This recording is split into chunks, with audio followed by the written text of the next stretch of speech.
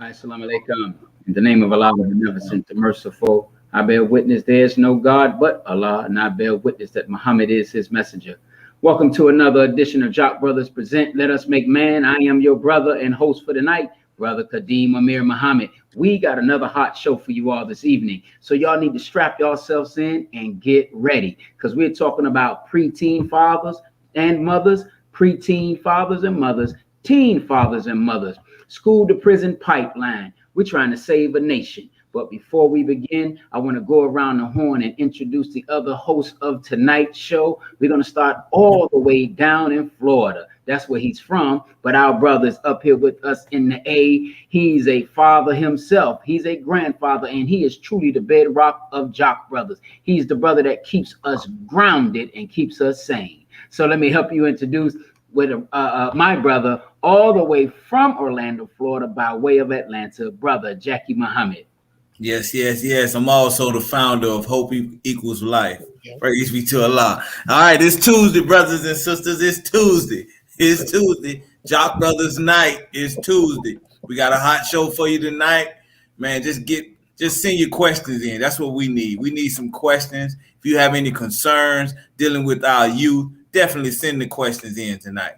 Let's get busy, Brother Kadeem. That's what I'm talking about. Now, this next brother, listen, he's a world traveler now. He just got back from Rwanda, Africa. He came back. He had a new spirit, a new attitude. Ooh. Brother, that's our man. My man, Ahmed Biad Muhammad. Introduce yourself to the people. Man was in Rwanda, Alabama. Thank you, my brother. Thank you. Thank you all for joining us. I'm your brother, Brother Ahmed, one of the 4 JAKQ brothers. Thank you all for joining us and taking time out of your busy schedules. We ask you, please, to support our efforts in empowering our people with knowledge and information by supporting us, by subscribing to our YouTube page, JAKQ Brothers. Go on YouTube, go to JAKQ Brothers. We pop up, JAKQ Brothers, subscribe and like. You can also go to our website, jakqbrothers.com, jakqbrothers.com, where you can get information about the JAKQ Brothers. You might get some real detailed information about Brother Ahmed, but you're not able to spread it. Just remember that. It's exclusive just to the website. Please go on our Facebook page, JAKQ Brothers. Our Facebook page, JAKQ Brothers. Instagram, JAKQ Brothers. We're all JAKQ Brothers. We're all one. We're all one family. And you can support us financially by going on to Cash App. It's $JAKQ Bros. $JAKQ Bros, where you can support us financially and help us in this great effort in spreading knowledge and wisdom to our people. Thank you. Back to you, Brother Kadeem. Man, thank you, Brother Ahmed. That was very well informative, brother. But listen, just to let you all know, the Q of the show will be joining us. He's on his way to his studio. He has a brand new spanking studio. It takes him about an hour to get there, but he'll be joining us quickly. He, too, is the founder of Hope Equals Life. So, listen, this brother, our guest tonight, listen, I admire my brother. He is a very well-educated, well-spoken community activist, and more importantly, he's active in the Nation of Islam. So many times too many of us become successful outside the mosque that we forget it was the foundation of the teachings of the most honorable Elijah Muhammad that drove us to success. This brother, he's a father, married. There he go. Who's that? The Honorable Minister Louis Farrakhan. And that picture there is from the early 90s. You had to be in the Nation of Islam to get that picture doing the Mendelssohn Concerto by the Honorable Minister Louis Farrakhan. That's what I'm talking about, my brother. That's correct. Absolutely. Brother is a husband, been married for 27 years to his beautiful wife, Sister Ermeen Muhammad. Brother is the father of 5 children. 2 of his children are biologists. They're doctors. This man is just producing geniuses. And listen, brother also has a wonderful foundation.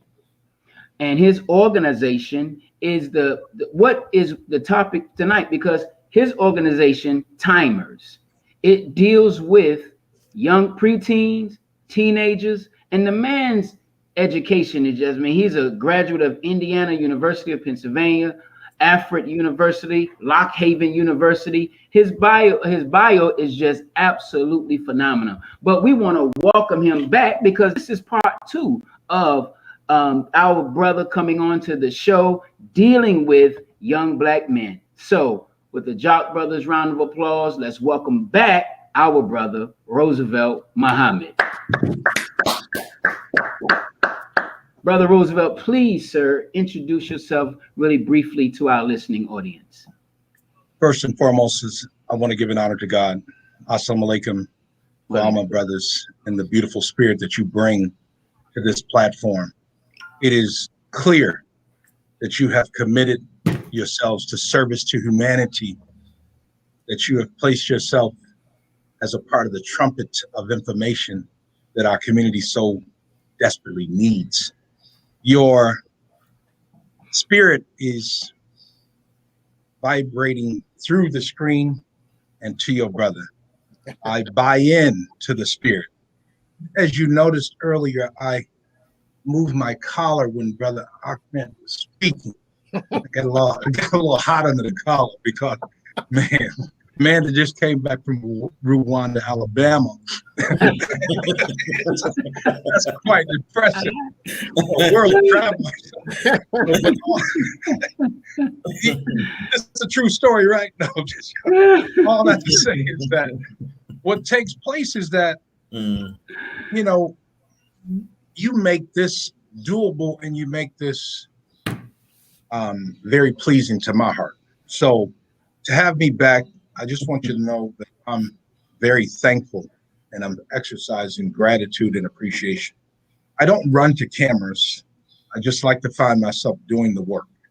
I actually like to find myself actively doing something that is in line with the life-giving teachings of the Nation of Islam, as well as the goals and objectives that I've placed in my life that have been given some careful thought. President and CEO of Timer Human Relations Consulting Firm.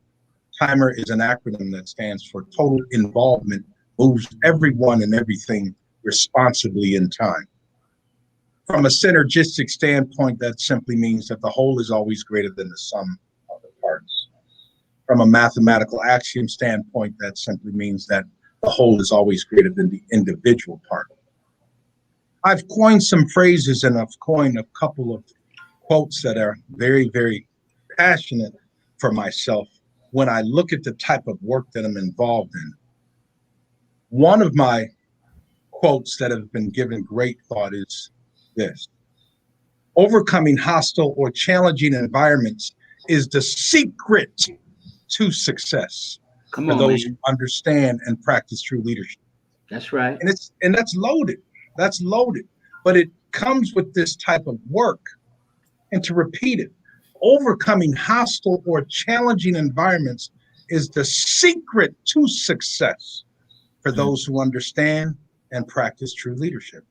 Come on. So we come from some plighted backgrounds that are housed with struggle, in my case, poverty, in my case, the dirt roads of Elba, New York, where the farmland is very rich with the soil that I would actually run and play in my activities. You know, humble beginnings lay a large part of the foundation for your brother sharing with you tonight. A part of my story, a part of my work. Another quote of mine is that in the final analysis, society's greatest return on investment is our youth, who will lead and shoulder the responsibilities of tomorrow. Repeat it again. In the final analysis, society's greatest return on investment is our youth, Come on, who will lead and shoulder the responsibilities of tomorrow. And that's connected to this outreach that's in fatherhood, that's connected with teen dads and moms, that's connected with 15 to 60-year-old dads and moms. Right. Come on, And man. watch this now. Some dads of our teenagers are 65, 67, 70 years old, and they're the father of that teen who Wow. just had a child. So grandpops is not just grandpop, but he's the father, biological father of a young man that's 14, 15 years old who just had a baby. Wow. That Let me means ask you this. yes. Let Say it me, one let more me time. ask you this. Let me ask you this though, because Yes, yes, you're going down the line where I really want to start my yes. questions with you, brother. Because how long have you been working the timers program? That's the first question. Then I got, and in your time in the program, I've been working timers. How often have you come across first preteen parents? And how do Come up. you counsel and work with preteen parents? And I'm asking that because I have a 6-year-old. I just can't imagine a 6-year-old being a parent. Mm-hmm. Well, you know, that's very loaded because I can't give you all of some of those details that you just presented. You have an array of issues going on that tie into this. But with what I've done for close to 30 years of work, because I started Timer back in 1992, actually 1990, it evolved and it emerged into this bigger dynamic, meaning that our outreach services are not just with fatherhood. We do leadership development, pro-social behavior, life skills. We're capturing enhancement strategies, best practices, evidence-based approaches to address the complex issues that we face in our day-to-day life. So to see caseloads of teen parents in my pro-social behavior class in upstate New York, I had a 10-year-old father with a 9-year-old mother of his child. And this young man at 10 years old was making it very clear that he worked under the table at a pizza shop. Mm. He made clear that his baby that was born was in an incubator, but he was not going to be a deadbeat dad. Come on, Little man. white Italian young fellow, just energized to be responsible, but made clear, I have a child, disclosed it in front of the entire pro-social behavior class. Wow. And he was determined to be involved in the life of his child. And he said, I already have a job. I work under the table at a restaurant in Syracuse, New York. And this young man was how old? In junior high, he was 11 years old. 11 years old. Wow. By the time he told me the story, the baby had come at 10 years old. So he had already, by the time he was 11, he was a father of a 1-year-old child. Yes, he wasn't being taken to soccer practice. He wasn't being taken to football practice. He wasn't being taken to the band to show his talents and gifts with an instrument. Mm-hmm. He was in parenting class, or in what would be considered a pro-social behavior class, designed to address why he got kicked out of his quote-unquote normal school and in an alternative school. Once in this alternative school, which was entitled VENTA, which is an acronym for Violence is Not the Answer, which is an intervention that schools do in terms of an alternative setting to allow for knowledge to still be imparted to a young person because they were now removed from their normal school. Yes. So when you now have a school that has a number of youth in the 90s, this is back in the 90s doing this, never knowing that I would be taking on this responsibility in the past, because I was mostly dealing with developed populations on a college campus. High school graduates, you get on the college campus, you do your thing. But my work was not limited to that arena. I got into pro-social behavior over a period of time that makes a large dent in my career path. So I was being orientated to work with our really dysfunctional households and families and youth for a long period of time. Mm-hmm. And so I was able to shift gears. And now 30 years later, I'm still doing what I believe is my calling. Yes, sir. And I'm bonded to it. I'm committed to it until I can never do it again. Mm. Let me ask you this then. Do you see, let's talk about really maybe potential scopes of the problem. Do you see, because there are some really alarming statistics on the subject matter itself.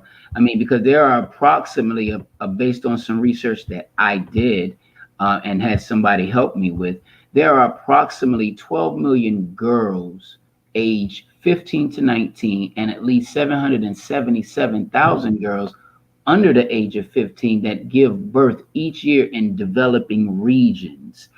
And many of them, there are complications during their pregnancy, and the childbirth is the leading cause of death for girls 15 to 19.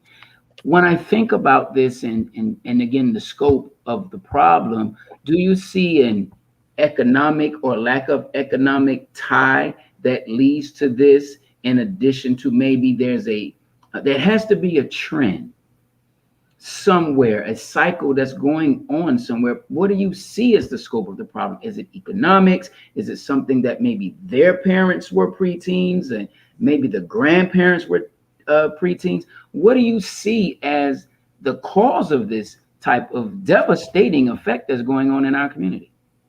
Well, environment is one major factor. Where I grow up can also dictate the narrative of how the day-to-day business presents itself. Invitation to that which is, again, risky behavior or recreational sex. The socioeconomic poverty-stricken status of the Black community in particular puts us in a vulnerable state or a vulnerable position where it's easy to find yourself influenced or the victim of somebody's act. What is the act? It is that risky behavior that involves sexual intercourse. And as it plays out, sometimes it's blamed on the teen boyfriend that they really like.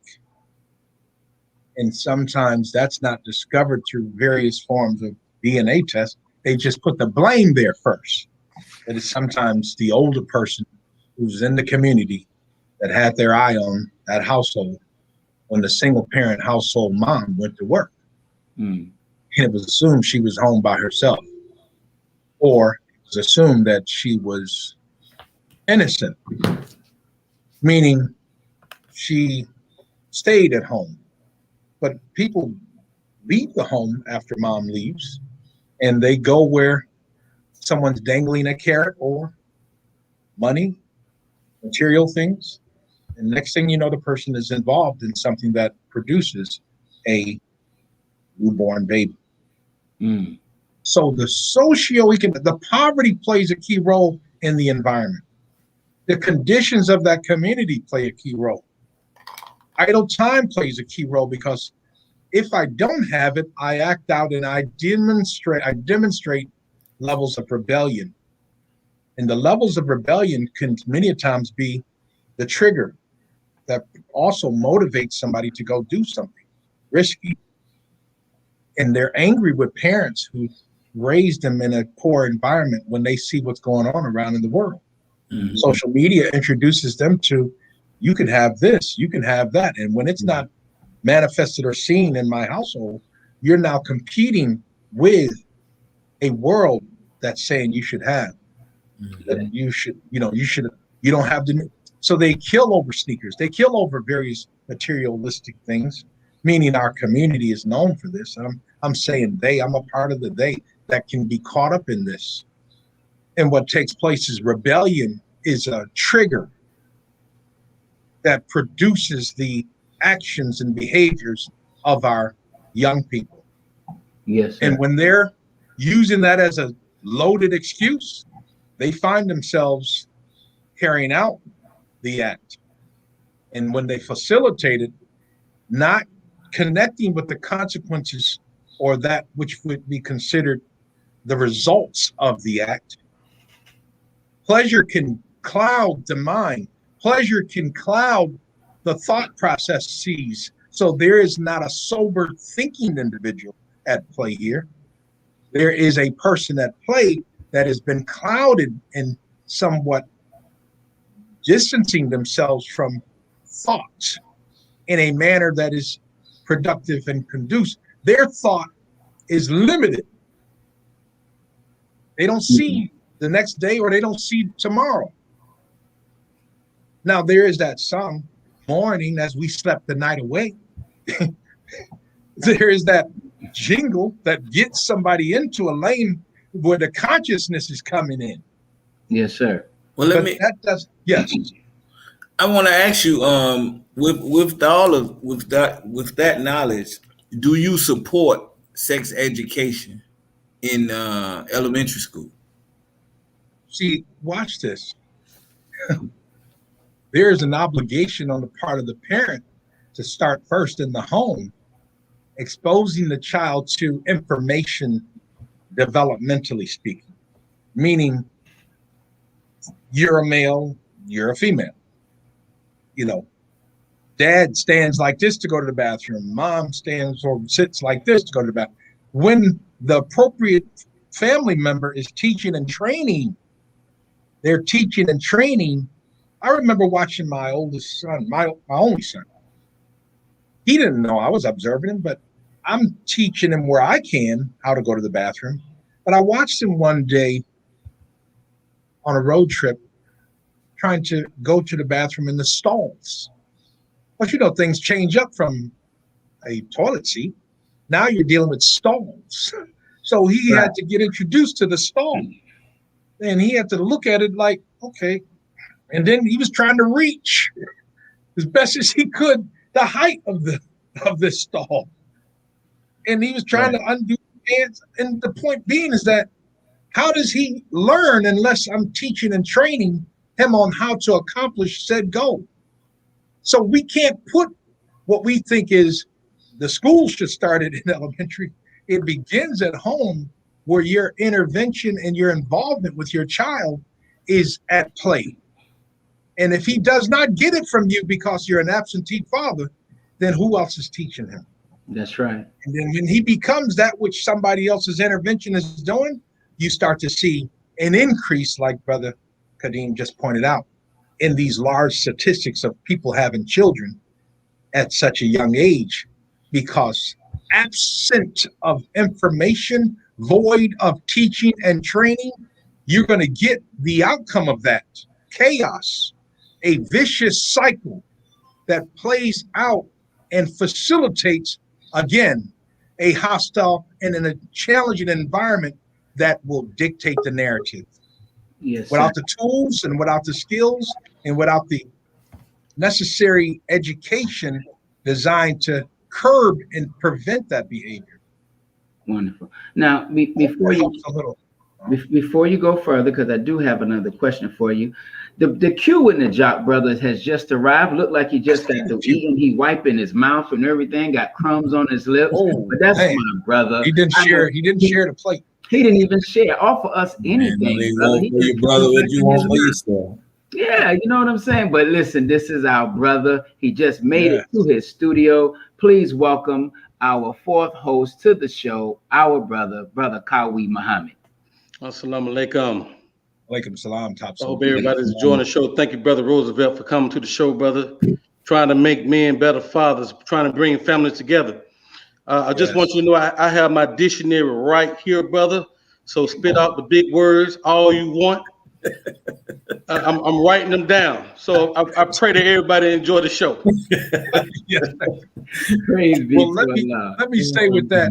Happy Father's Day every day to the fathers that are not only on this platform, but to the world, because it's not limited to this upcoming celebratory day that is being presented before us. And to go right back to what we were talking about, there is the father factor Mm-hmm. Big word, Brother Kabi. But the thing is watch this. It's the father factor that is rooted in Brother Jackie's inquiry. That's the father factor that's rooted in what is considered that platform by which life gets a benefit or does not get a benefit. The father factor actually drives the narrative if he's involved in the life of his child or his family. But the father factor is loaded. Now, mind you, it's loaded, and the statistics and the research support it. The father factor is got a litany of things that are tied to it that when they're not present or actively acted on as a teaching and training moment, then there will be chaos. There will be drama. There will be pitfalls. There will be a host of other factors that we will probably get into tonight. But watch this. It's an ecological nightmare for the household when the father factor is not present. Right. And that ecological nightmare means that it is not in line with the universal order of things that go back 78 trillion years ago, where the doors of time close and open up again, but we can't tell you what happened on the other side of the 7 trillion years. But we have been taught well. We have been, 78 trillion years ago involves the father factor. Go ahead, brother. Which is why we present today. Come on. We are the results of the father factor because we were in line with the ecological system of humanity eons ago. Right. Come on, brother.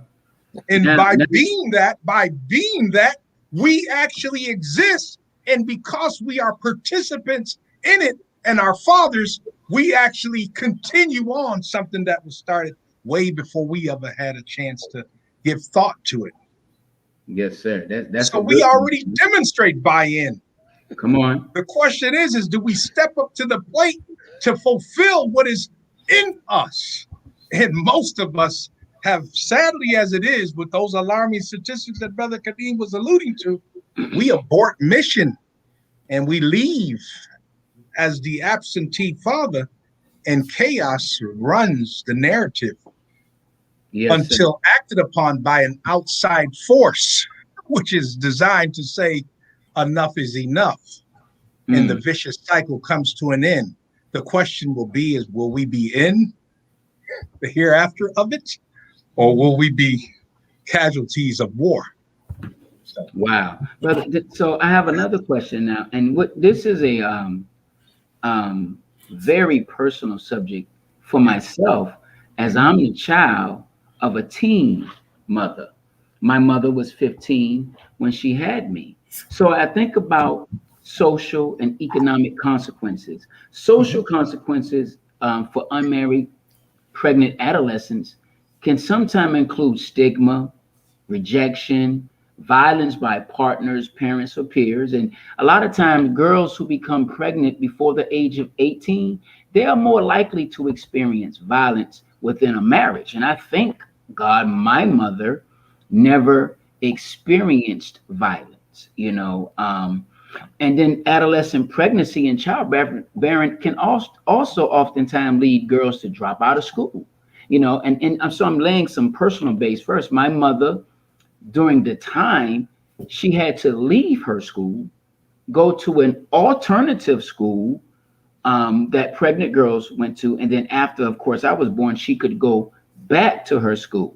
But a lot of times girls they drop out of school. And although efforts are underway in some places to really enable them to return to school after childbirth, this is kind of jeopardizes the future of young girls and their future education and even employment opportunities or business things. So from a social and economic consequence perspective, with end timers, do you have programs that encourage these teens to stay in school, to do something to further themselves so that their child is not in the same cycle that they're in?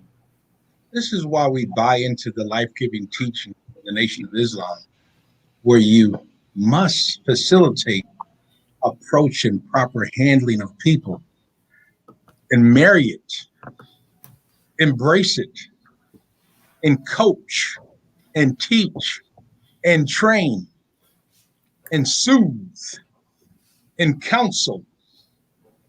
And in this guide a process, again, that is crucial to the undoing of an overwhelming event. Because it's huge.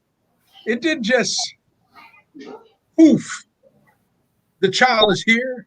It wasn't a goose that laid the egg. It was a real human interaction that brought Brother Kadeem on the scene. Right.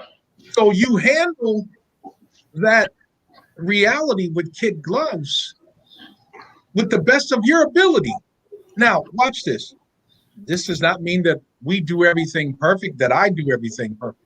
This does not mean that I got this on lock. No, we have hiccups and we have problems that we contribute to the weightiness of the experience that you're talking about.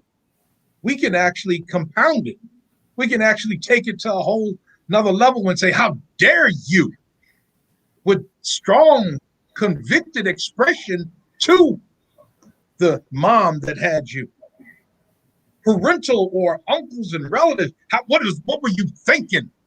Right, and right. Of course, that tone of voice, that convicted tone of voice can in fact crush, can in fact increase the stress, the trauma, and it can facilitate a biological and a chemical reaction that comes out in the child.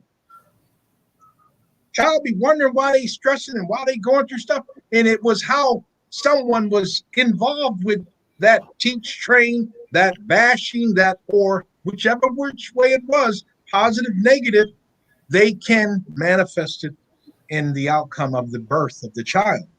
And so Brother Roosevelt, I hear you, brother. So,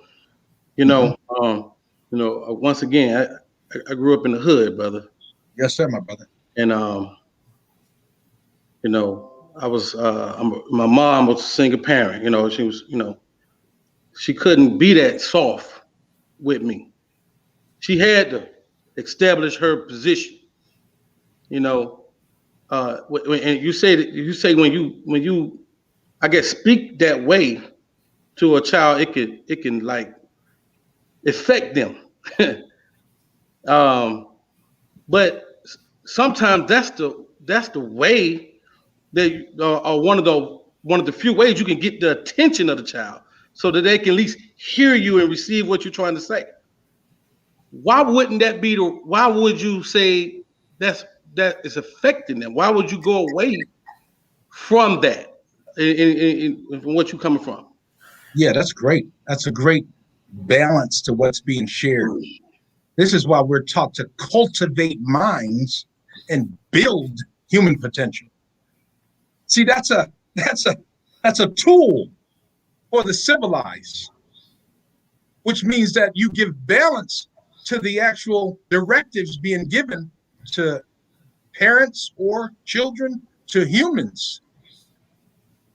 The tool is cultivate minds and build human potential, where you're not putting a period on the end of somebody's behavior as though there is no chance for them to evolve into a new level of development.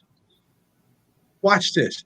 We get in trouble when we park sound advice and guidance and leave it where it is and don't build on it. Watch.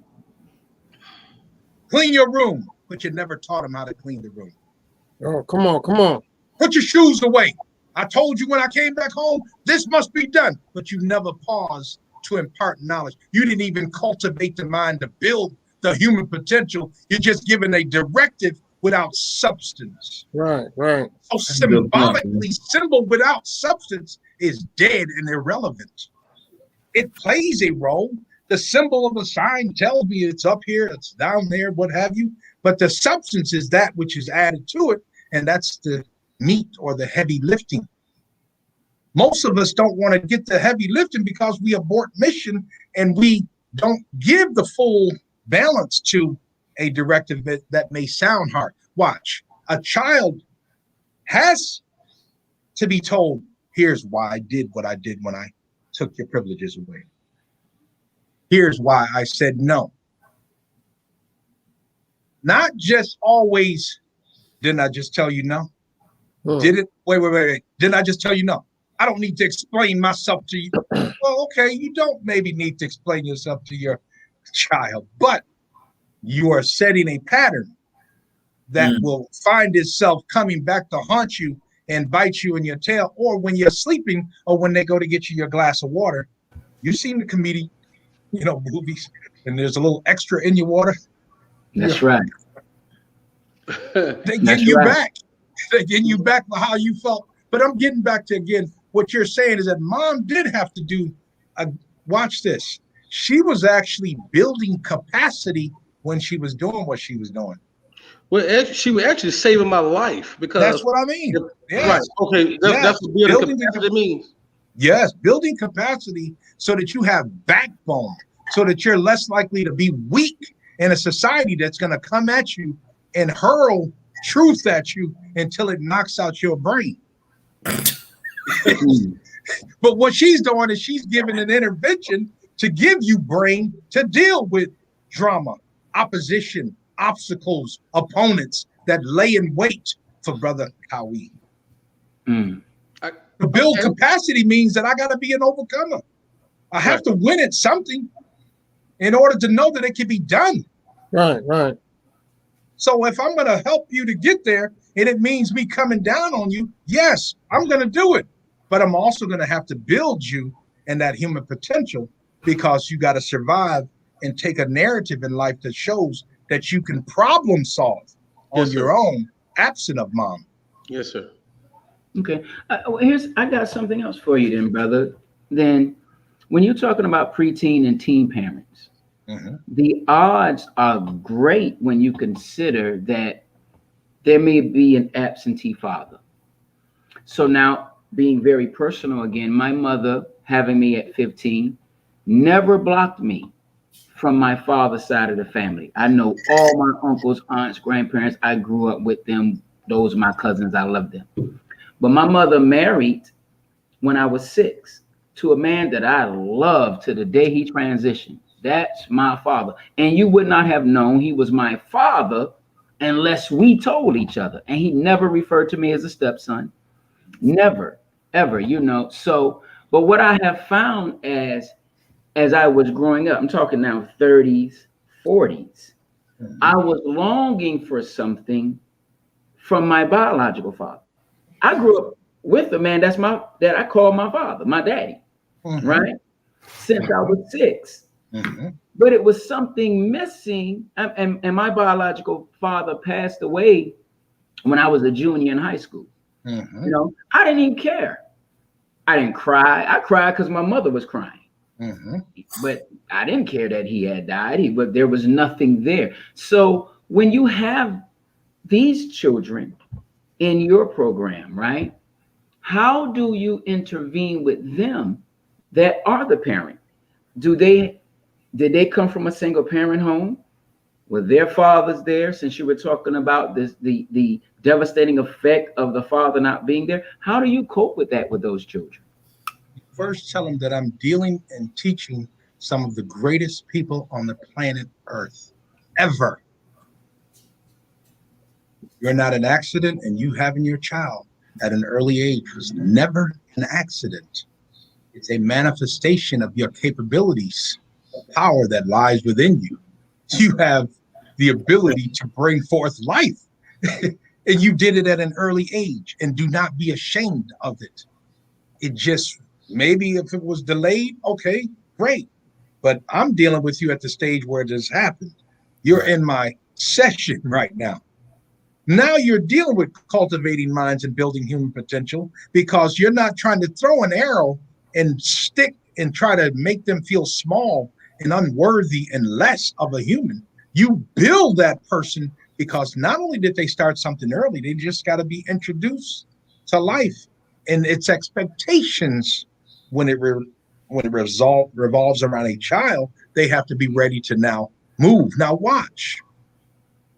when this is taking place and you know they're in that status and you're cultivating the mind to build the human potential and you keep trumpeting to them, dealing with the greatest people on the planet Earth. You did not make a mistake. As a matter of fact, I get into a running position like a sprinter or like a true athlete, like that I am. Like when I raced Brother Ahmed and beat him severely in a race. Oh, he's right there. That's right. I thought he stepped to the side. But what happens is, check this now. The running position is what I role play in front of my population. And I make very clear to them, you can run from help if you want to, or you can turn around and face the actual realities of your circumstances, your situation. If you keep telling me you need help and I see you running from help, and this is your actions after you doing this, and you get to the next street corner and somebody questions you like Brother Ahmed in his inquisitive mind, and he says, man, what you running from, man? What you running from? Yo, man, they trying to help me back there. They trying to help me. They trying to help me. You look pretty foolish.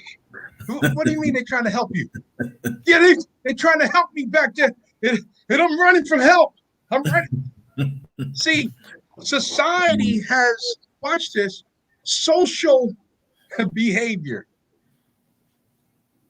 Social behavior. Social behavior engineering. Big word, Brother Calvi. Social behavior engineering, the biggest author of social behavior engineering is God himself. Come Watch on, brother. this. You want something. The social engineer of society and life that is up to mischief making, they exist as well. They use society in a social engineering experience to get a return on their invested social engineering. But the master of social engineering, the true art of social engineering, is done by the originator of the heavens and the earth. Take that or leave it alone, as we have taught and heard. Well, what does that mean? You read scripture, it's social engineering. If you do this, this is what you get rewarded for. If you do this, this is what I'll punish you for. If you do this here, this can get you life and life more abundantly. If you do this here, you can get the benefits of and see the fruits of your labor. Well, try not to do the instruction of the good that you see and cling or gravitate to the bad that you see. You're being told, I'm going to take you out earlier. You're going to go anyhow, but I'm going to take you out in a destructive manner. You will be destroyed. Take that from the Bible and then look at it in the Holy Quran. Somebody's telling you, I'm going to take you out. I'm giving you life more abundantly opportunities, but I will take you out.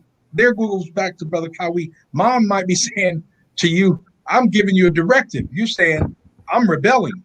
She's saying, do it again. And this type of punishment that I got for you, you're going to get. I'm going to get. While this is taking place, oh, yes. But I just want us to know that under that social engineering component, social behavior is housed in it. And it dictates the narrative on how we move through life. Watch. Many are called, but few are chosen, because most are not going to get with the social engineering of the God, the originator of the heavens and the earth. Most are not going to get with the parental direction of a parent and their children. They're going to rebel against mom and dad until acted upon by an outside force, until the teaching, the training, the involvement kicks in. So when a child go ahead. Yeah. So I got you. So clearly you are the one that's doing the teaching, the training, that the parents, you're getting through to them in place of their parents' failure to get through to them. That was okay. That's what are you doing? That's what Brother Kadim's stepfather did for him as well. See, there was an ecological connection to his biological father that he had a longing for. That's that absence that he was looking for. And then because ecological systems are unique, his stepfather became the actual replacement of his biological father. But I'm talking about your program in particular, though. Yes. Like, what are you doing to get the results that Brother Kadeem's stepfather did? What are you doing to make that connection that, I guess, put them on the right path in particular? I'm imparting knowledge in a convicting manner by stressing the number one tool of involvement. Watch this, the father factor. It is one of the number one destructions to our community and our society as a whole. So I have to impress upon their minds in a convicted manner that this, which you have been putting on the back burner, must be brought to the forefront of your life. And you must step up to the plate. And you must not become the same vicious cycle of your family history where you've seen people run from their responsibilities. I need you to stick around, not run from help, but embrace the intervention and allow for me to impart knowledge in a way where I can help you achieve said goals. Father factor, again, if you don't do it, what you're doing to the young lady that you have had a child with, the beautiful baby girl, the beautiful son you have, they're likely to repeat your behavior if you don't stay involved. Mm-hmm. If you don't buy into your responsibility as a father. So watch this. Research says that we must strengthen family resiliency. There's your capacity. You got to strengthen the family resiliency by teaching and training and imparting knowledge, because if you don't sit down and pause and you don't have new data to reason or to rationalize or make decision making, that is, then you're going to keep working with what you have. I say pause long enough. There's 168 hours in a week.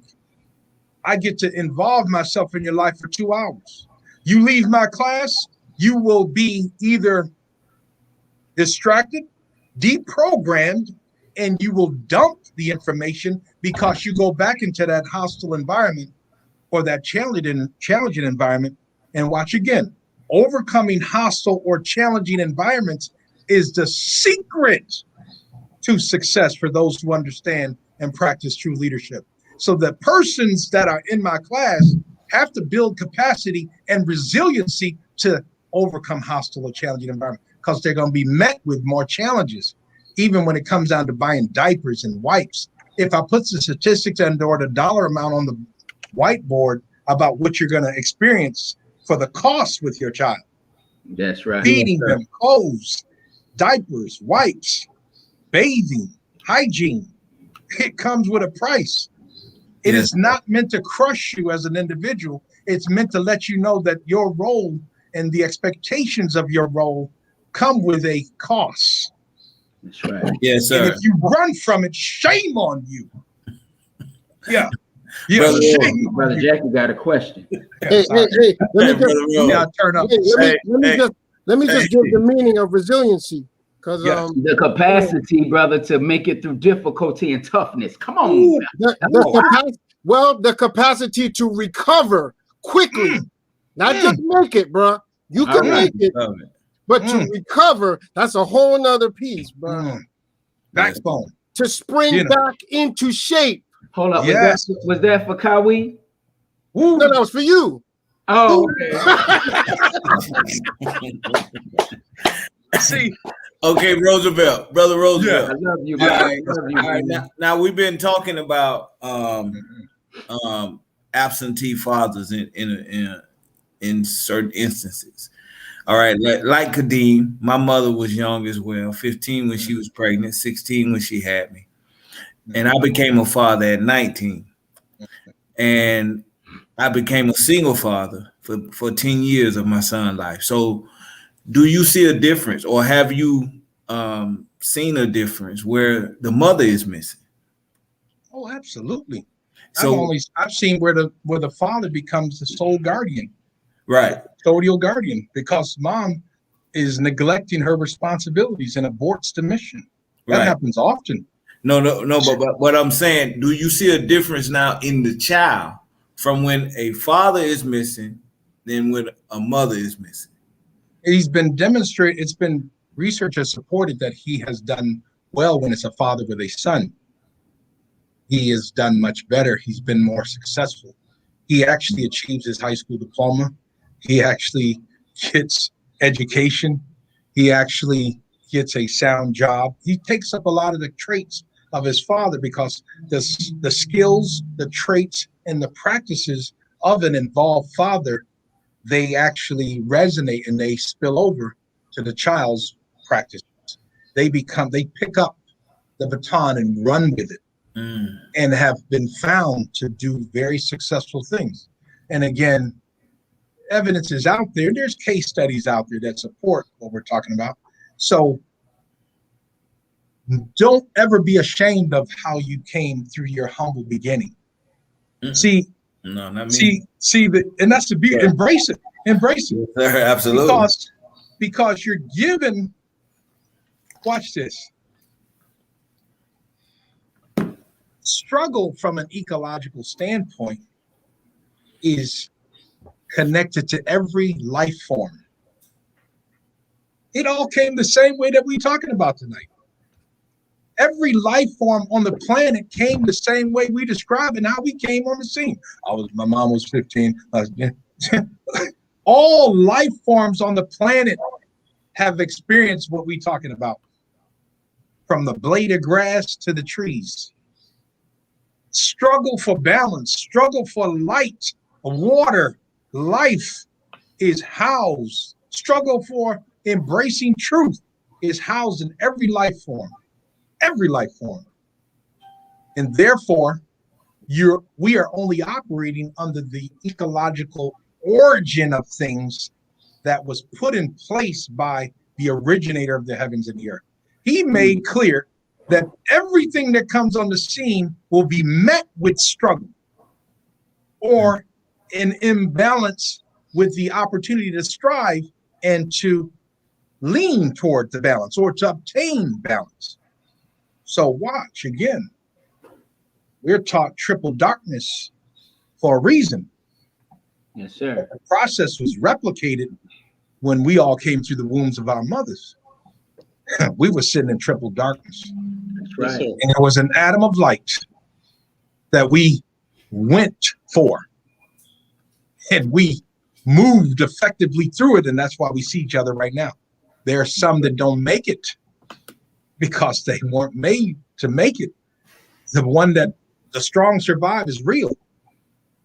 We are a manifestation of the strong who survived a very hostile environment. And our babies that we have demonstrated their ability as well. And that's why we see them in our communities today, because they actually did not abort mission. Yes, sir. But every plant life, every animal, every living creature went through what we're talking about. That's why you study nature. Okay. It'll answer the complex things that we also embark on. I got then this, in the scriptures in Hosea 4:6, it says, "My people are destroyed for the lack of knowledge," right? Mm-hmm. But I don't want to start there. I'm gonna get it. The whole verse is important because it goes to say that because thou have rejected knowledge, right? Mm-hmm. Mm-hmm. I will reject thee. This is scripture, Bible, right? I will reject thee, that thou shalt be no priest to me. Seeing that thou hast forgotten the law of thy God, I would also forget thy children. Mm-hmm. Now, with what we are taught through the teachings of the most honorable Elijah Muhammad, in particular, the self-improvement study guides, because that has helped me in a struggle as an adult, longing for a father that wasn't there, right? Do you utilize the teachings of the Honorable Elijah Muhammad, the self-improvement study guides in particular, to help the transition? All right, that's the first question. Second question, because I know other brothers got questions.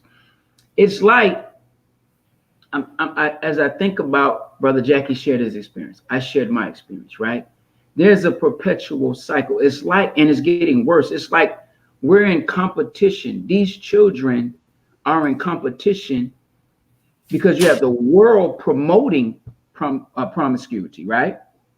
Then you have those saying like, yo, that ain't the way. But you have television, music influencing the things that we know are going to cause you pain up against that seem like that same old thing. We wasn't listening to our mama. We weren't listening to grandmama, big mama, whatever. Do you seem like, how do you try to break this cycle? Through what you just referenced, do we make use of the knowledge provided to us through the life-giving teachings? Do we make it plain and put it in layman's terms, make it palatable for someone to sup from, to digest? Well, you hit them with self-assessment or self-examination. You give them a chance. Now watch. I want to hear what your self-assessment is and your self-examination is. I would like everybody to share. And I could be more specific, but I can give more of a maybe title to that self-assessment, self-examination. Then once I learn that particular, stimuli question, I can say self-analysis. Now this is the teachings. This is the self-improvement study guide. I want you to, after you've given me what you've given me, I want you to analyze, self-analyze what is important, what maybe not important, maybe what you want to keep, maybe what you want to give up. And then there's self-correction. Now we know we just gave it to a population of fathers and moms. Self-examine, self-analyze, self-correct. Why? Because you've been pointing your finger at everybody else as being the problem, but you have failed to look at yourself. The reason I got pregnant, the reason this happened to me, the reason my mother did it, we got all kinds, but no, what about you? So you get them to start to look at self during the course of an intervention. Let's slow it down. Let's focus on you. Give them room to participate and share where they're at when you facilitate stimulating their cognitive thought processes. When you present stimulating questions, you are now getting responses rooted from the stimuli. So you have to be profound in some ways in dealing with your population in a way that you get some feedback so that they can hear themselves. Mm-hmm. So not only the class evidence-based best practice approach with a curriculum does something that has stimulating questions, which are rooted in stimulating cognitive thought processes and making them think with this brain, but you are now trying to get outcomes of expression for the process desired or for what would be considered necessary to bring about a change. Now watch. Then you give them, because they like to wear gold, they like to wear this, they like to wear that, and you ask them about the Sphinx in Africa, where brother was close by when he was in Rwanda. And you say to them, have you ever given thought or insight on what this is in your history as a people? But you don't stop there. You say, well, there are 3 stages of human development. Watch this. 3 stages of human development in the Sphinx. Mm-hmm. You and I are introduced to the world in the animalistic stage. You and I have the opportunity to evolve into the human stage. You and I have the ability to evolve into the divine, the godly stage. Mm-hmm. Truth is simple, but because our people were so magnificent in their teaching and training, they left a message that stands the test of time, going back 78 trillion years, where the doors of time close and open up again. We just can't tell you what happened on the other side. as we have been taught in the life-giving teachings. Let me do this really quick. But watch this real quick. Okay. God knew that standard of behavior would go for all of those eons of years, that we would fall into one of those categories. You have to bring our participants up close with a behavior that is not new. It's been going on for a while. Which stage do you don't stay at the crawling stage of a baby. Your children start standing up. They start coming into the human posture. That's right. We got to keep knocking at the door so that everybody gets to the divine or the heavenly or the righteous stage, which is divinity on the head of the Sphinx. Yes, sir. We're going to come right back to you, Yes, brother. What we're going to do is Brother Ahmed is going to take us to our commercial break. Yes, sir. Yes, sir. Thank you, Brother Roosevelt. Thank you. We'd like to thank our listening audience for joining us this evening. It's a very, very, very important subject. Our youth, our young men, particularly, but also our young women. All these programs under Brother Roosevelt, if you can create one or find one, but please support. And support the JAKQ Brothers, because we are striving to give information and knowledge to our community. You can support us by joining on our YouTube channel at JAKQ Brothers and subscribe and like.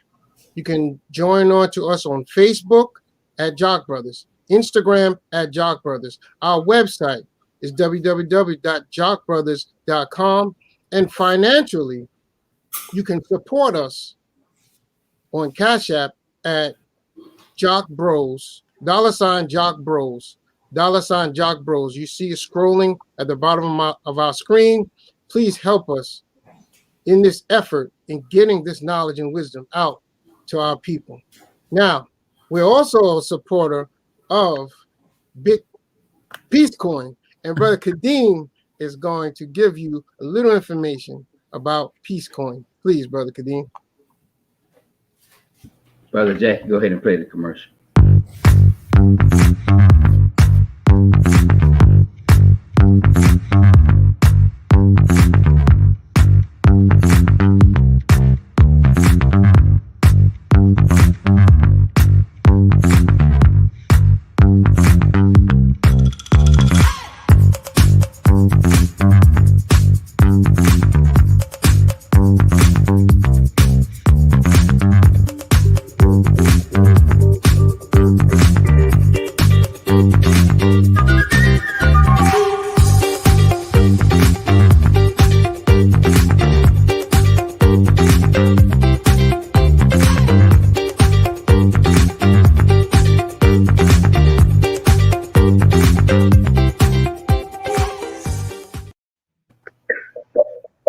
Praise be to Allah.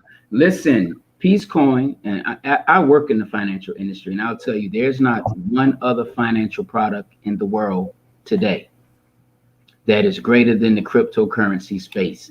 And what Peace Coin is offering, which is tied to our brother, the West Coast representative of the Honorable Minister Louis Farrakhan, Brother Minister Malik Saeed Muhammad, I encourage you to definitely log in, call our number. Brother Jackie fell off the screen, but call 404-426-4385 if you want more information on Peace Coin. That number again, Brother Jackie, is 404-426-4385.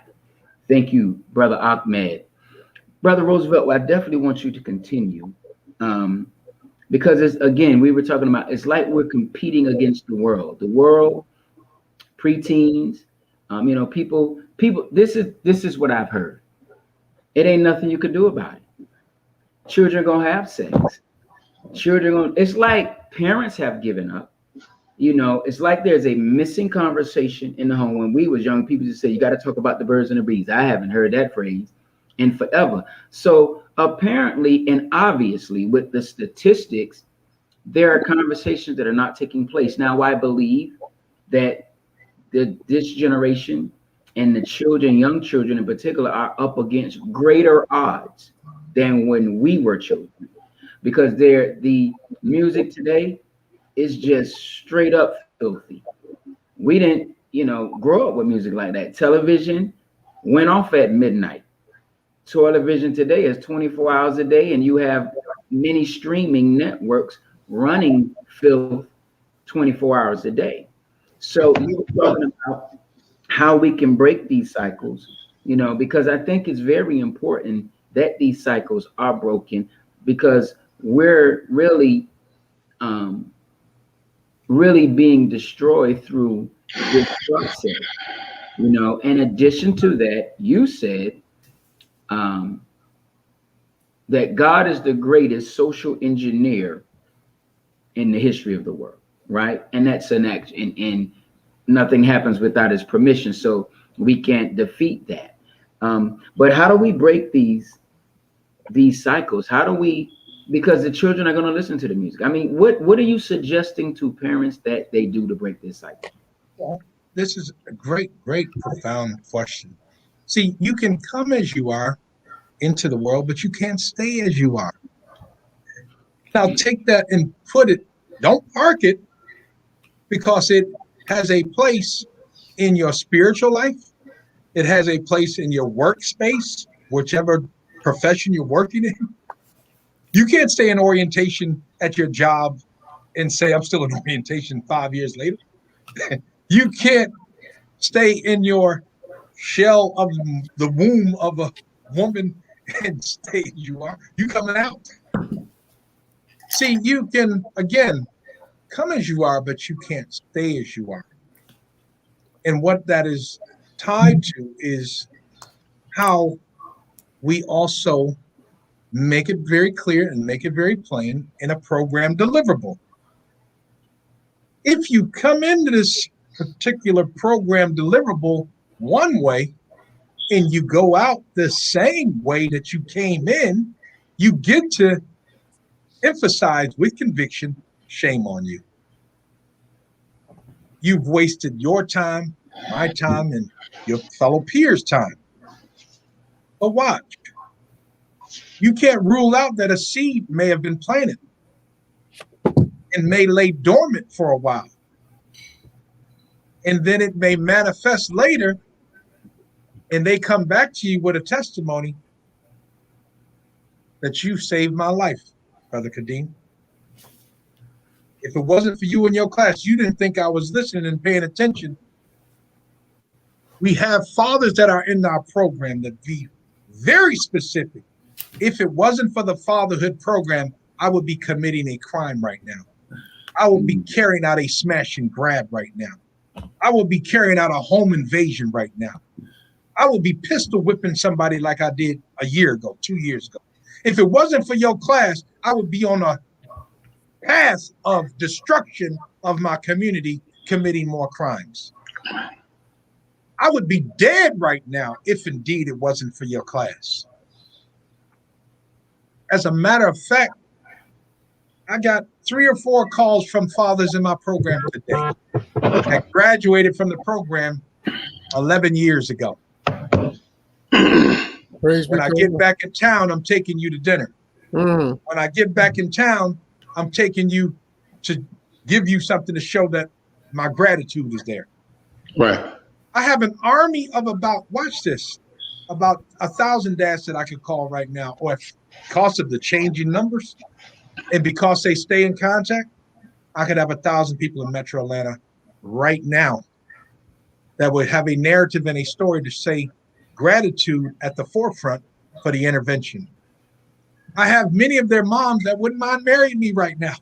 Whoa. That their children, because they say this, and watch this. Yeah, I know, it's crazy. But they be like, you could be my husband, and their child is standing right there. That's it. And they get a little embarrassed from it, but they're longing for a man in their circle, and they get gullible enough to say, can I take you out? Can you take me to dinner? Can you date me?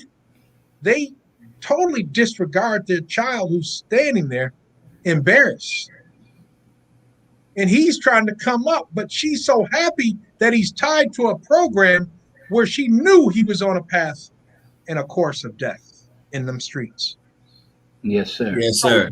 I mean, yes, go ahead. Brother Jackie, then Brother Khalid. Yeah, Brother Rose, I wanted to ask you, do you still work in the Department of Corrections in the juvenile? Actually, no. I'm in the Office of the Public Defender, Atlanta Judicial Circuit. I'm an alternative sentencing and mitigation specialist. I can help you if you need help. I can refer you to programs, to service providers, to resources, to second chance housing, to second chance employment. I can actually give you a plan that helps you get back on your feet by an intervention, or I can help you fulfill your court order or your court plan, case plan, that is like a checklist. Now, compliance is the key term. You have to comply with what it is the court order is and what the case plan is. And what happens with us, like we talked earlier, like stopping something, how do you stop the vicious cycle?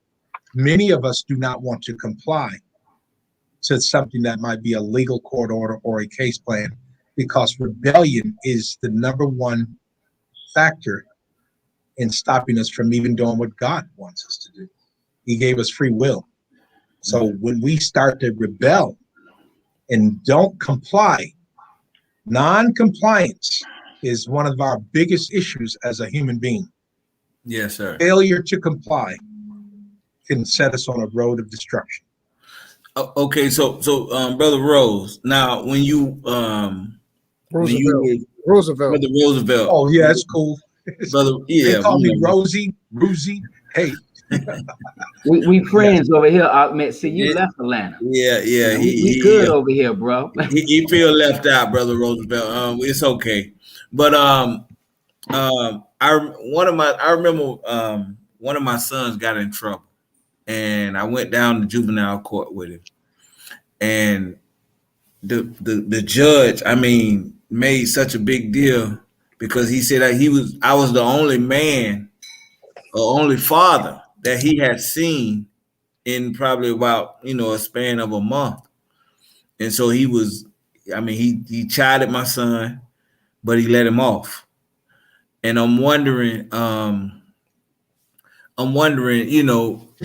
the program, do we even touch on these type of situations, man? How important it is, and encouraging fathers to be in all situations of their child's life and whatnot. See, yes, as a character witness, I can actually fulfill exactly what you were doing when you were present with your son. A character witness is a term in the courtroom that's appealing. It's a language that is appealing in the courtroom. Who can vouch for you? Who can say something kind about you while you have been given this sentence or given this particular punitive action for it? In other words, the court is saying, we have a court order on you. Who can vouch to speak on your behalf? To show the court and society that you have learned a lesson. And there's where you may need a friend to help you in that course. So friendships in all walks of life is to one's benefit, as we have been taught. But to be a character witness to someone in support of them trying to get past their particular issue that got them in a legal scenario is what you demonstrated when you were in the room with your son. Yes, he sir. saw involvement, because the father factor is one of the number one either reasons that the crime increases or decreases. It increases when he's absent. It decreases when he's present, because he's like a ruler keeping guide and direction and shaping and molding of those that come under him, both male and female. Drugs, substance abuse, the father factor, it increases if the father's not involved, where the child gravitates to substance abuse. It decreases when the father is involved. Abuse to the child increases when the father is absent. There's no one to protect, guard, watch over, secure. beautiful children that we have. It is also in a destructive way if I'm that manner, but if I'm involved, I lessen the abuse that can go on. In addition, you have the teen pregnancy, which increases. The childhood obesity increases when the father's absent, from stress, from trauma, from feeling embarrassed, from I feel like I'm the only one that doesn't have a father figure in my life. Poverty is at the forefront of driving this narrative, so my condition is so plighted that the socioeconomic picture also puts a person or families or those that are the children in a bad light, because their limited ability to solve or problem solve is predicated or based on their poverty status. From living conditions to homelessness, you got a number of clients that are living in abandoned homes with families on the streets, because the shelter can't take you, the whole family. They can take mom, but they can't take all the older siblings. So somebody's going to end up on the streets, because no one wants the risk of the older child in a shelter or in a center that can increase abuse and a host of other issues, even pregnancy. Wow. Brother Conway, you had a question, brother? Yes, sir. All right, so I know your program is all about trying to, I guess, get youth, especially young boys, to realize a level of responsibility. So one of my favorite shows at one time was Scared Straight, when the youth would go to the jail, and they're, I guess they're trying to show them, look, if you continue down this road, this is where you'll end up at. You don't want this. Now, Scared Straight program, I know at the end of the show, all of the children was saying, well, I'm changed. I'm a changed man. But there's some research that says that almost 70% of, if not more, revert back to their old ways. All right. So now you got a program such as Scared Straight, but on a more positive approach. I know you say you have thousands of dads that come back to you, but once they leave your program, what is the percentage of the brothers that, I guess, go back to their old ways, like one ear out the other? And why not? And see, why not take that up? Because I'm listening to you. We all youth mentors, every one of us, and we got a class of I know we've had to run across over 60 youth, and our approach to them, I mean, we try to like entertain, and we got to talk stern though. We got to eye to eye contact, and we feel that we are on the right track. So first question, what is your retention, or how often do they go back to the same ways? And is this what you're giving us on this show right now? Is this the approach that you use when you're talking to your youth? Absolutely. This is, fantastic, Brother Kabi. Both words, Brother Kadim put that word in there, recidivism, which is... Say that again. Say it slower. Recidivism. And the reason he threw that in there is because what was resonating from a legal court or a penal system. Recidivism means that repeat offenders likely are to come back to the prison or the jail after they've done a crime, fulfilled it, but they get back out and then they come right back in to the jail, to the prison. That's recidivism. It's like a revolving door. That's why an officer or a corrections person may say, I'll see you soon. You ain't gonna see me no more. I'll see you again soon. Because again, watch, behavior plays into our weakness, and we think we're going to a different setting when we go back home. Well, we going back to the same environment that produced my actions. And if you think you better when you go back there, they're giving you some choice words. You think you better than us since you got that rehabilitation while you was inside? You got a little trade, or if you get that trade while you inside, I'm in the banking now. So what happens is somebody lets you know you're not better, but you're likely to reduce. But going back to what you're saying, retention. See, we tell the dads, you're going to have another child because of pleasure principle. And some of you are going to have 4, 5, 6. And you're going to repeat what you said you were fighting over, the last hot dog in the refrigerator, the last honey bun in the refrigerator, the last soda drink in the fridge. You said, I'm not going to have no children, but you got one. And then some of you are going to come back to me with an army of 5, 6, and you won't even have turned 19 yet. Again, I have dad's siblings. The 14-year-old has 2 children. The 15-year-old has 2 children. The 16-year-old has 2 children. Mom has 6 children. Damn. And they just increased the house to 12. And they all 3 want mom to watch their children when they go out and still want to be a teenager. So what takes place is you do paint a picture to them that lets it be known that you're caught up right now in a vicious cycle.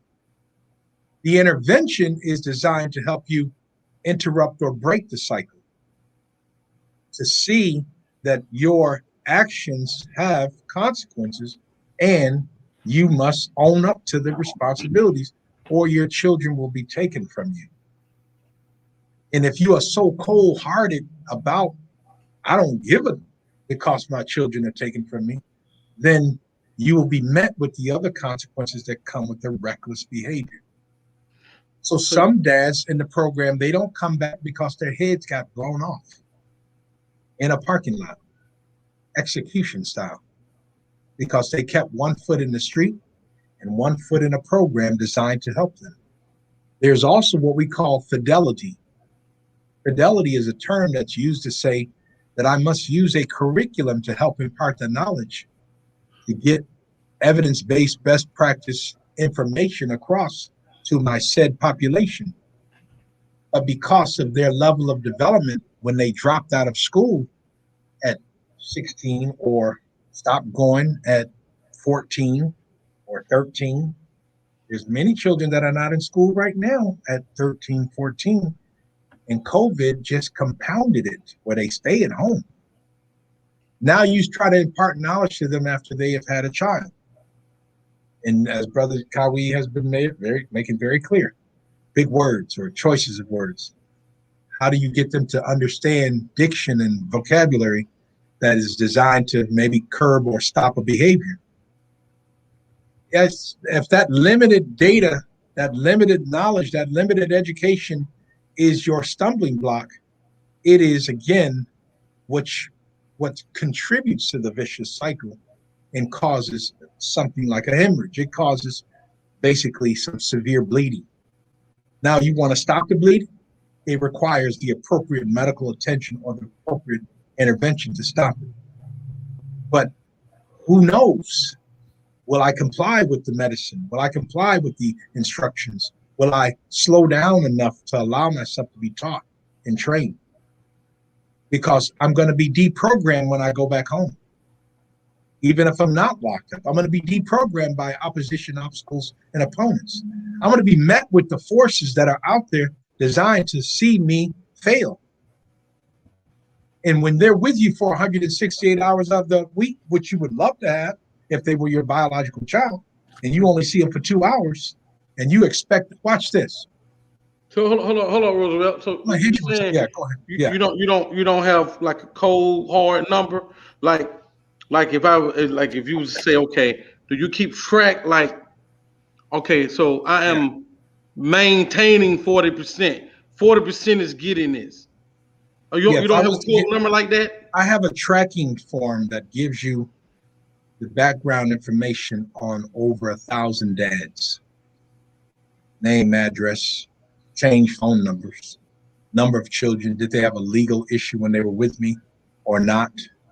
Are they dead and deceased? Did their baby pass away as well, which refers to infant mortality? Did they lose their child at birth? What takes place is this. Yes, there is a large percentage of them that actually go back to the environment of poverty and back to that harsh condition that they came from. This is why, watch, whenever I'm met with that type of political question, have you changed any of their lives? Well, watch this. I tell them, if you gave me the same 7 periods of class that they have in school that you have, in comparison to my 1 hour or 2 hours with them, I would probably give you a better product. But you're giving to me a high school teenager, middle school teenager that has a child. Why are you, with all of your interventions and your expertise as a educator, giving me a child that has a child? Right. You have them for more of the 168 hours in a week. Watch again. If I get them for 2 hours, there's 166 hours remaining a week. If you have them for 48 to 52 hours in the classroom of that week, you should do better with your outcomes. And watch this. If they sleep for a certain percentage of the week, 7 times 7, if you will, for 7 hours of sleep, and they're still a teen, what's happening with the remaining hours of that particular week? Why am I producing somebody that is a little more productive today when they tell me he has changed since he's been in your class? I had somebody telling me today, begging me to put the program back in place for an intervention to juvenile. See, I exist no matter what. But some say we would be able to refer clients to you from the old way when you first started out. But when something like these interventions take place and they're not backed and supported, then you see the uptick in crime. Because it's not the fault of the 2 15-year-olds that took and armed themselves in front of the. Now, they have faults without a doubt. And Buckhead, Lennox Mall, they have a hand in it. Right, come on. They have a hand in it. But look at the parents. The parents play a role in that uptick in crime because of an absence, a void. So again, the school system plays a role with why they did what they did. So is there a fix? But you know, Brother Roosevelt, when I seen that yesterday, brother, I told my wife, I was like, those are ours. That's our age group. These brothers, the JAKQ brothers, we have a mentor program between the ages of 4 and 15. And that was our age group yesterday when we seen it was a boy and a girl, I believe, that shot the and I told my wife, I was like, well, that's ours. That's our crew. Absolutely. We take responsibility, man. We just got to take responsibility for that, brother. Now imagine again, if the parents, which exists one way or the other, whether they are a part of their life or not a part of their life, but the school system exists, whether it's a part of their life or not a part of their life. Because people get written off.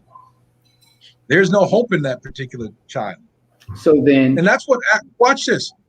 The school to pipeline scenario is actually fueled by somebody writing somebody off, and it's not just the parents.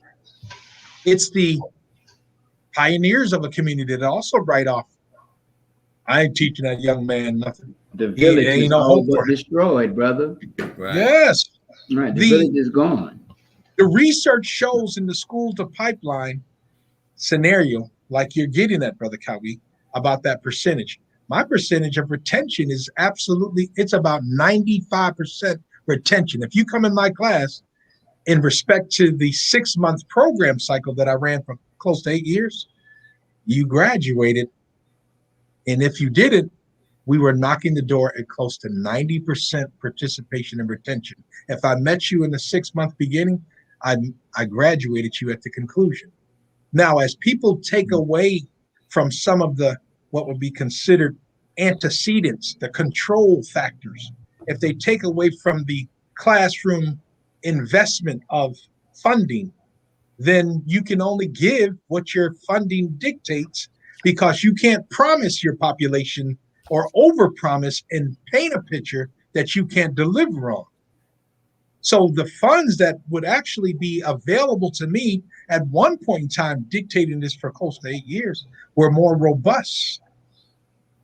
But as they are less investment in that, you get what you get. That's why I say, take some of the funds from the educational system or take it from the penal system and give it to a realistic intervention that has a proven track record. That's why I can give you a testimony of a father in my program, and I can pick from, again, at least 10 of them that are not in the current program reached out to me this week. Some show me if I showed you the flooding of videos and the interviews that they've done, giving their testimony about their experience with the class, it would be a testimony of why there's substance here. Brother I'm not Roosevelt. begging anybody. Yes, go ahead.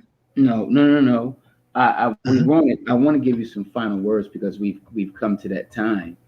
And man, I was just about to ask you about the prison, the pipeline with your students, because I could see that being almost like the plan and the scheme for those that you have in your program. So we want to thank you for coming on, but what we're going to go ahead and do is let you go ahead and get the final words, Brother Roosevelt, then we'll go around and let the other brothers offer final words.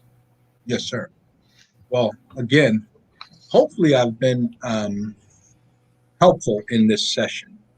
That's my prayer and that's my hope, and that it is moving to show that there is a reality in front of us as we look at, again, fathers, the involvement, the strengthening family resiliency, and the social engineering that's involved, because it's housed in where Brother Kawi was trying to go with, what's the return on investment?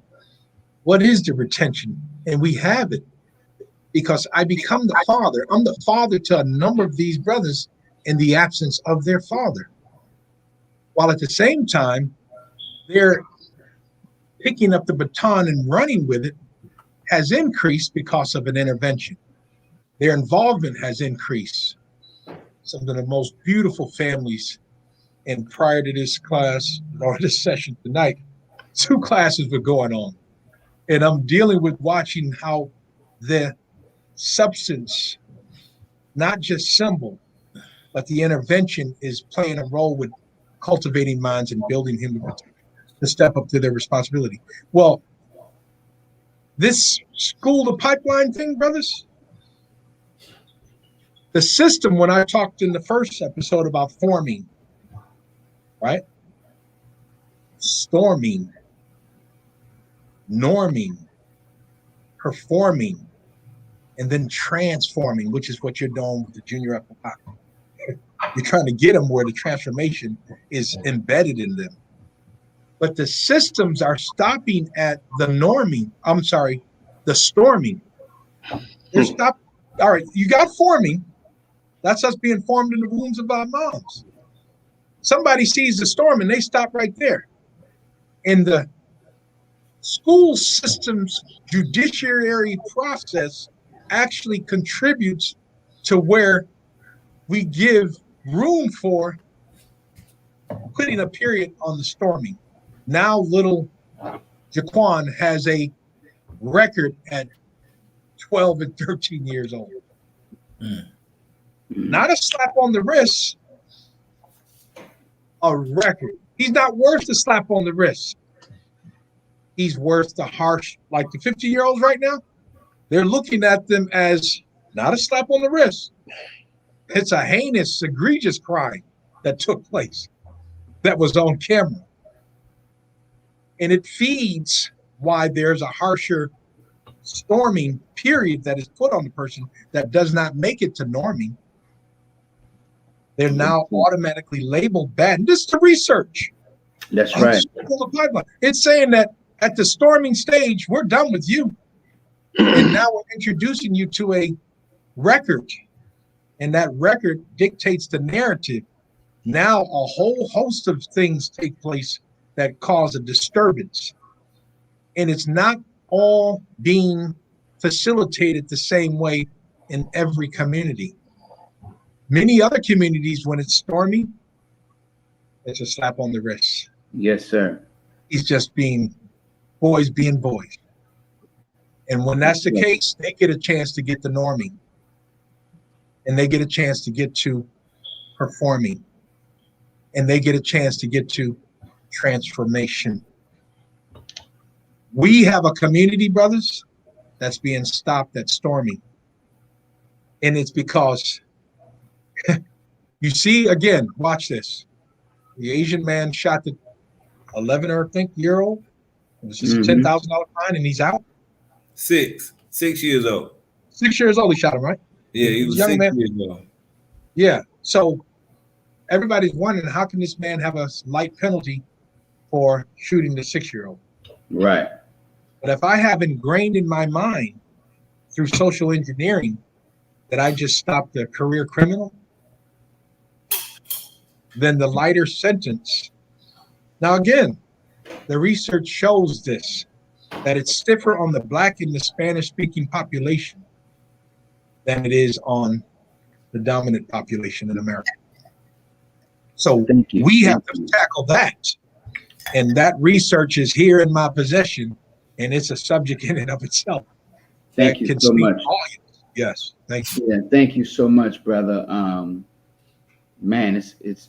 I have more questions, but allow White Bob. We could do it again. So we're gonna go around the room and hear from our brother. We're gonna start all the way from where you at, Rwanda or North Carolina? Carolina.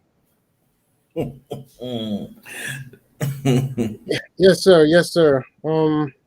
Man, listening to this program a lot has impacted my mind, especially watching the news in Atlanta yesterday. All the shootings, all the murders, all the car theft, all this is our peers. These are our friends. These are our people we grew up with. The system is the system. Okay, so now we have programs. But now these programs are based on dealing with these children after the crime, after the sexual act, after we have it's great that we educate ourselves on the public school system. It's great we educate ourselves on the government but what's the plan now? We have to start beginning to sacrifice. Not dropping our children off at basketball practice, not dropping our children off at football practice, hoping that that's going to keep my son straight. We have to now sacrifice and create programs and recreate our culture that was stolen from us, that was taken away from us. Not worrying about the government funding us, not worrying about the city funding us. We have to sacrifice and start setting up programs. That's the bottom line. What's the plan? What's the plan of action? We teaching these children morals and decision-making processes. I remember having the thought of making decisions when I was 5. Should I touch this girl? Should I do that? I know. Maybe I was a little scared of my dad. Maybe I was a little scared of this, but I had the thought to make a decision. The Chinese children learn mathematics when they babies because it's all in equations. It's a thought process. We can't sit back and wait. We can't, no longer. It's crazy. I'm just listening to all this. It's too crazy. We got to sacrifice, brothers and sisters. Everybody at the sound of my voice, we got to sacrifice and start taking the mantle and setting up programs for our children, dropping them off to these programs and giving them the tools to make the proper decisions, even the ones that's not, because financially, I wasn't able to go to football practice. I wasn't able to go to baseball or basketball. I didn't do none of that because my parents didn't have the money. So what? I didn't have nothing.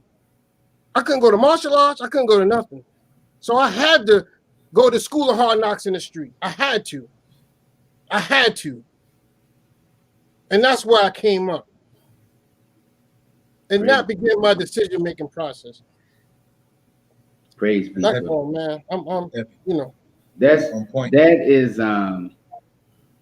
realistically, you know, we joke, but that's Captain Ahmed, because he got the spirit of a captain, and he's definitely a leader, and that's what makes us gel as brothers in all of the things that we do together.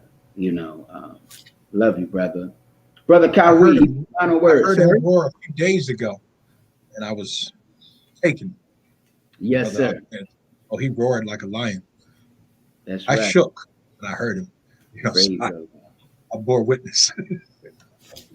So, I really like that, brother. Like, man, everything you said, brother Roosevelt, man. This lane is specifically carved off for you, and I love the work you're doing. By no means, brother, I don't want you to ever think that it was an attack. What I was trying to point out with you is the success versus the other programs that are out there that's designed to try to help our children. Yours is, I mean, if I had to pick a program for a child that had some issues like the ones you described, most definitely your program to be that one.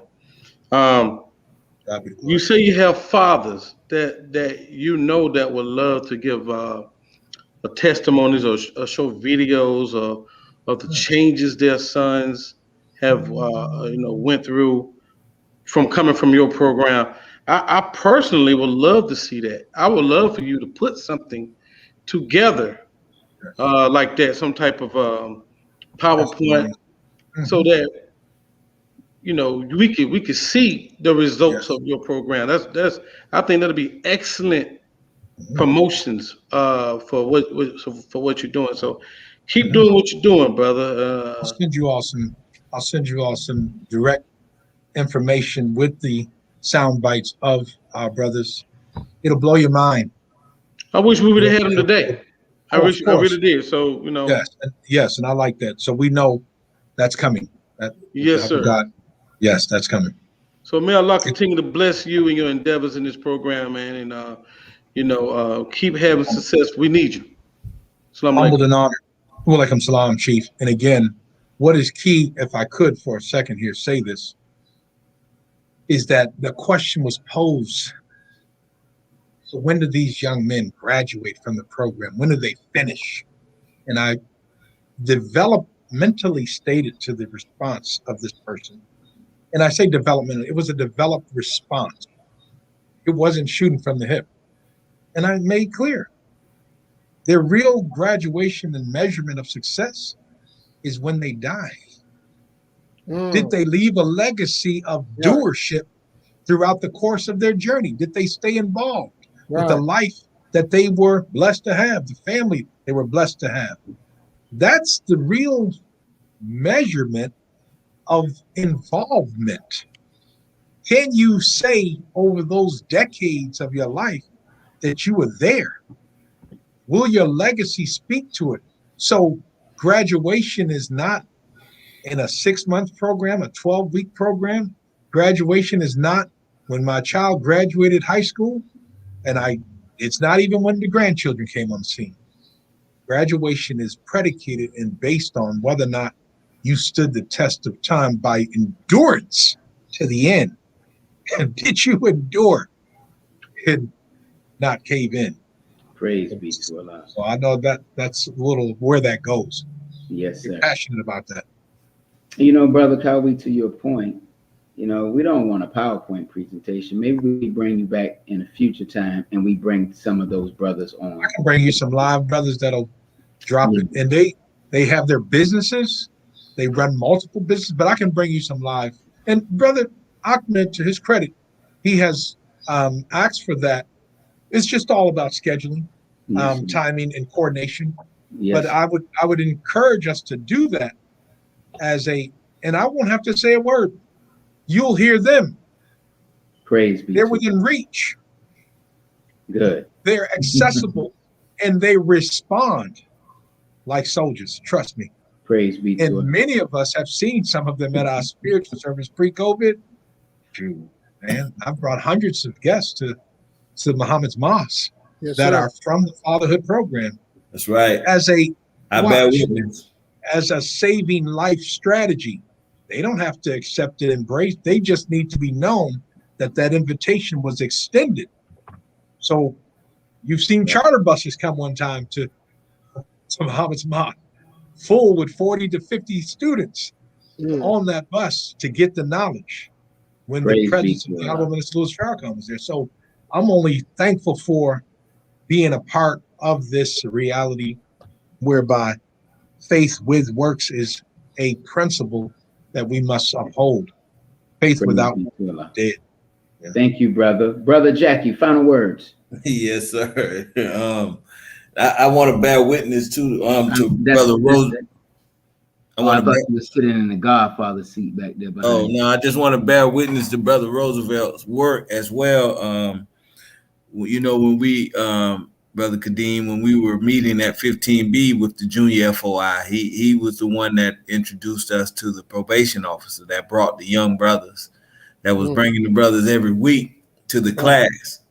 And also they were attending the mosque meeting until we shut down on their own, 14, 13, 12-year-olds. So I definitely bear witness to what Brother Roosevelt is saying. And also I was thinking about how, you know, our programs is really limited to 2 hours a week. And we expect it to, we doing the best we could, and we are doing a good job. Praise be to Allah for that. Yes, yes. You know, but in the 2 hours though, you know, it's like you said, brother, if we can just carve some time out of the school system, which is definitely failing, or we can get in the school system and just do it from the school system. As they come to school, we got a program in the school as well. What we did in Orlando, I was part of a village house program, which was ran by my mom. And what we did was we went in the neighborhoods and set up the village houses. Come on, man. So Come on. in every neighborhood, we had the village houses set up. And when you wanted to do a drug program, we in the nation would come, different groups would come, everybody would come, they'll come to a house where you gather the children at. And it was mostly mothers who opened their homes up for the village house program, and they all named their houses after the different names of what is the not Christmas, but Kwanzaa. Yeah, the different Kwanzaa names. Yeah. Right. So those were the names on the houses, but it worked very well. We did get support from different businesses. Different businesses would support. I mean, they gave a lot of money towards the program as well. And I have that whole process to set up here in Atlanta as well. So me and my mom talked about it. So, but it's gonna be, and that will be the way that the community will be involved. You open up your home for latchkey children in your neighborhood. They don't have their mother or father when they get home. They're stuck in the TV. Okay, you open up your home. Everybody can come to your house. We make sure you got food, you got different things, and then we'll come and run a program out of your home. So we're working on that. So praise be to Allah. You said, see, when you said latchkey, right? Yes, sir. Hear that? Yes, sir. See, that's evidence-based. That's a best practice. That's the language that funders want to hear. You're right. They don't want to know that you're shooting from the hip. Right. But what you also expressed is a model of success, which means that, watch this, politics has gotten in the way of program deliverables like you just mentioned, because they sometimes don't hear the term evidence-based or best practice interventions. But when you cite a source like Latchkey, and you put that in the equation of describing or delivering your narrative of what it is you're doing, then they're supposed to respond. But watch again. We in the Nation of Islam are the problem-solving models of our communities nationwide. We are the best qualified, watch this, to deal with the plighted uptick in crime. We're not afraid to go into any depressed community. We go one by one, two by two. We go suited and booted. We are actually the solution to the uptick in crime all throughout the nation. We are, again, designed and positioned to facilitate a problem-solving strategy to the world. All vacant buildings need to be turned over to that same principal concept that Brother Jackie just stated. That's right. Fund those buildings with the ventilation system and the technology to allow us to facilitate interventions, evidence-based best practice for brothers and sisters in our community. That's right. As long as you do not allow for us to offer a solution to our community, not that it's them. Now watch this. As long as we put our own foot in our own way, we actually are contributors to the vicious cycle or the problems that exist. Come on, but brother. If a problem that keeps being presented to us on the news each evening and in the world that we live in and by the politicians does not involve our evidence-based best practice strategies in it, shame on the systems that run systems. Because we have capacity, we have resiliency, we have the knowledge, we have the truth to save lives. That's right. You won't make a mistake turning a building over to us. You won't make a mistake turning a plighted watch. Nobody wants to go to the plighted, depressed community but us. That's right. That's right. So give it over to us and watch the community change. And if this does not get bought into by systems that run systems, then not only shame on, but God himself will destroy. That's but we have to be found being the good Samaritan. That's our role. We're the good Samaritan that has to put oil on the head. That's right, brother. Somebody fits that description. Who better than who's on this platform? And the platform represents where we are, the house that we came up in, Brother Jackie. That's what I'm talking about, Brother Roosevelt. In the words of the Honorable Minister Louis Farrakhan, I will send them saviors. Yes. So I want to thank you, brother, for coming on to the show, man. This particular show is always a good one for me. Everybody have had a show that have touched them in some way, shape, or form. But this one, when you're talking about teen parents, as a child of a teen parent, and I'm going to hook you and my mother up because I shared with her. She's retired now, but she went from a teen parent. I grew up with my grandmother for the first 6 years of my life. My mother, we stayed there till my mother got married when she was 22, all the way till her husband, my father, died 5 years ago. But as a result of him, my mother, she did graduate on time, even though she was pregnant. But as a result of him, my mother was able to accomplish her bachelor's degree, master's degree, and her PhD because of what her husband, my father, did for her. And I think that what she does today, I think she would be a great speaker to young teen girls that have children, because she's an example that it took a village, because my mom's sisters, those are like my sisters. We grew up in the same house, and I defended them and would beat your butt like they were my sisters when I was growing up. So I'm gonna put the two of you all together. Now watch this. Forming, storming, norming, and transforming. We have to make sure performing is just before that transforming. That's yes, sir. Performing, yes, sir. Norming, performing, transforming. Norming, storming, forming. I'm sorry, forming, norming. I'm sorry, forming, storming, norming, performing, forming, storming, norming, performing, and then transforming. That's right. So Yes. we got to make sure that our children that we are involved in, brothers, in that junior FOI class, and we're going to promote the junior FOI class because we have the only regional junior FOI class now for over a year in the Nation of Islam. And our children are not just in the southern region. We got children from the mid-Atlantic. We've had children from the Midwest. At one point, they was coming from the West Coast. We got children from the mosque in the UK that show up every Saturday. You get your child. 9 a.m. Eastern Standard Time. This is why it's the Boy Scouts. This is why it is the Boy Scouts model. Watch this. If you want to cite a source or a best practice, it is considered the Boy Scouts of the Nation for our community, meaning that your child getting into this regimented experience is going to come out, as Brother Kawi stated, with a return on investment that is favorable to the community, to the household, to the family. I didn't say it quite like that. I said it. I said the Southern style. The what now? I said the Southern style. Oh, absolutely, Southern style. Indeed. See, what happens again is this.